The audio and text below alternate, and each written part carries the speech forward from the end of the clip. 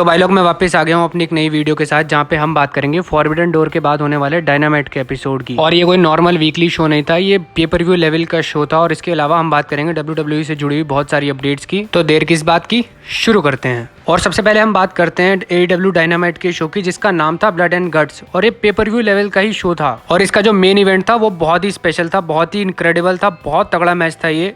और pro wrestling में ऐसा कोई वेपन नहीं होगा जो यूज ना हुआ हो इस मैच में, like chair, table, wire bat, wire, wooden board, fire extinguisher. और इन सब वेपन्स का बहुत ही क्रिएटिविटी के साथ यूज हो रहा था, मतलब अलग अलग लेवल पे यूज हो रहा था। और पूरी रिंग मैट पे बीट्स बिछाई जा रही थी और उस पे सुपरस्टार एक दूसरे को स्लैम्स मार रहे थे। और एक मोमेंट था बहुत ही खतरनाक था, वो मैं आपको दिखाना चाहता हूँ। सैमी गवारा और एडी किंगस्टन केज पे चढ़े हुए होते हैं और एडी किंगस्टन सैमी गवारा को लो ब्लो लगा देते हैं। और फिर ज़्यादा कुछ करने की जरूरत नहीं पड़ी, उन्होंने सिर्फ एक फिंगर लगाई और सैमी गवारा सीधा नीचे गिर गए टेबल पे। और मैच के एंडिंग मोमेंट में Cesaro, Eddie Kingston, Chris Jericho ये सब केज पे चढ़े हुए होते हैं। और एडी किंगस्टन ने क्रिस जेरिको पे अपना सबमिशन लगाया और सिजारो ने मेनार्ड पे अपना सबमिशन लगाया। और मेनार्ड ने टैप आउट कर दिया और हमारी जॉन मॉक्सली और सिजारो वाली टीम इस मैच को जीत गई। और इस मैच के दौरान ऐसा कोई भी बंदा नहीं होगा दोनों टीम्स में से जिनका ब्लड कहीं ना कहीं से निकल ना रहा हो, किसी का ज्यादा किसी का कम, पर ब्लड जरूर निकल रहा था। और मैंने शायद इस लेवल की ब्रूटैलिटी और इस लेवल का हॉरिफाइंग मैच का शायद आज तक भी नहीं देखा होगा। ये मेरे लिए बिल्कुल ही नया एक्सपीरियंस था। और मैं आपको पहले की वीडियोस में भी बता चुका हूँ कि अगर आप टीवी पे ब्रूटैलिटी दिखाते हो, एक्शन दिखाते हो, तो इसका आपको खामियाजा भी भुगतना पड़ता है। एंड आई होप इस मैच के बाद कोई भी सुपरस्टार इतना इंजर्ड ना हुआ हो कि उसको ब्रेक लेना पड़े या सर्जरी करानी पड़े। और हम सब तो यही चाहेंगे कि सारे सुपरस्टार बिल्कुल फिट हो अगले हफ्ते डायनामाइट के शो पर।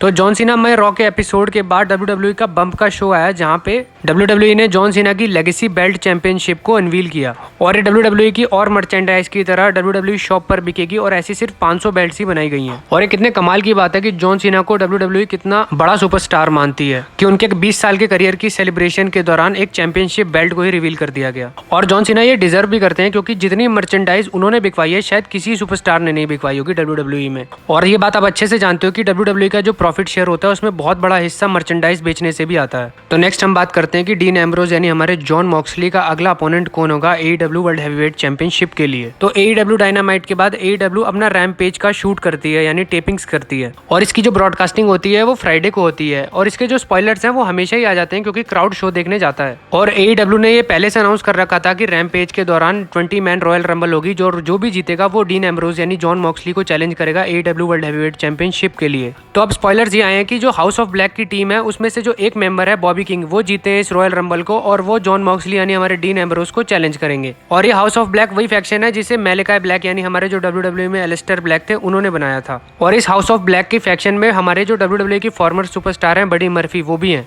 और मैं आपको इस हाउस ऑफ ब्लैक फैक्शन के बारे में इसीलिए बता रहा हूँ क्योंकि इस फ्यूड में इनका क्रिटिकल रोल होने वाला है। और अब हम डीन एम्ब्रोज यानी John Moxley versus Bobby king की जो फ्यूड है वो आगे देखेंगे, देखते हैं इनका मैच कब होता है। नेक्स्ट बात करते हैं हम केविन ओवेंस की, जो पिछले हफ्ते हुए मंडे नाइट रॉ के एपिसोड में नहीं आए थे। और ये मंडे नाइट रॉ का एपिसोड टेक्सास में था, जिसके बाद केविन ओवेंस ने ट्वीट किया था कि I don't want to go Texas so I didn't go, leave me alone. और मैं आपको इसका पूरा मामला बताता हूँ कि जब केविन ओवेंस और स्टीव ऑस्टिन का मैच हुआ था रेसलमेनिया में, तो उससे पहले टेक्सास को बहुत गालियां दी थी केविन ओवेंस ने, तभी स्टीव ऑस्टिन वापस आए थे। और तभी से टेक्सास को कोई खास पसंद नहीं करते हैं केविन ओवेंस। जिसके बाद एक इंडियन फैन ने केविन ओवेंस से पूछा कि क्या आप इंडिया आओगे, और इस पर हमारे केविन ओवेंस का जवाब आता है कि आई विल ट्राई। और टेंशन लेने वाली कोई बात नहीं है, क्योंकि केविन ओवेंस का कोई पर्सनल रीजन हो सकता है, इसी वजह से वो मंडे नाइट रॉ पर नहीं आए। लेकिन उन्होंने कैरेक्टर में रह के टेक्सास सिटी को 4 गालियां दे दी, बिकॉज ऑफ उनका हील पर्सोना ही ऐसा है। और ये कितने कमाल की बात है कि रॉ के एपिसोड में फिजिकली अपेयर ना होने के बावजूद सोशल मीडिया पे हील केविन ओवेंस हीट लेते रहते हैं। नेक्स्ट बात करते हैं हम गंथर की, जो पूरी तरह से तैयार हैं अपनी इंटरकॉन्टिनेंटल चैंपियनशिप को डिफेंड करने के लिए अगेंस्ट जॉन सीना। तो WWE और फॉक्स ने एक जॉन सीना की फोटो डाली और कैप्शन में ये लिखा कि क्या होगा अगर जॉन सीना इंटरकॉन्टिनेंटल चैंपियनशिप को जीतते हैं और बन जाते हैं ग्रैंड स्लैम चैंपियन। और इस पर हमारे इंटरकॉन्टिनेंटल चैंपियन गंथर का जवाब आया कि रेडी,